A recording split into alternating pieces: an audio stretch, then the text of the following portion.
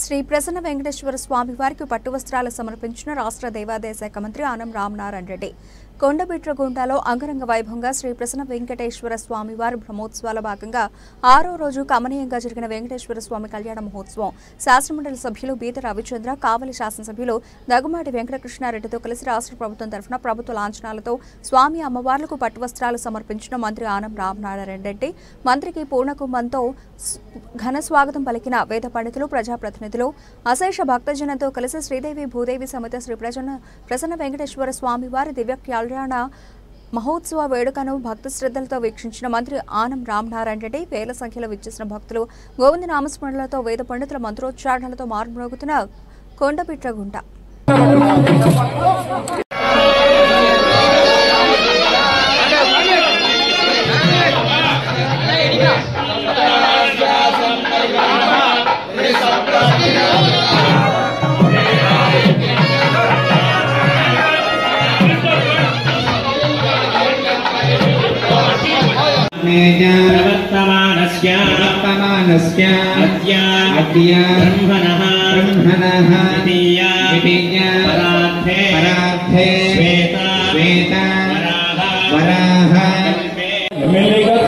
అదేవిధంగా దాతలు ఈవోగా ఎంతో మంది ఎందుకంటే ప్రతి కార్యక్రమానికి నలుగురు కావాలి అన్నారు.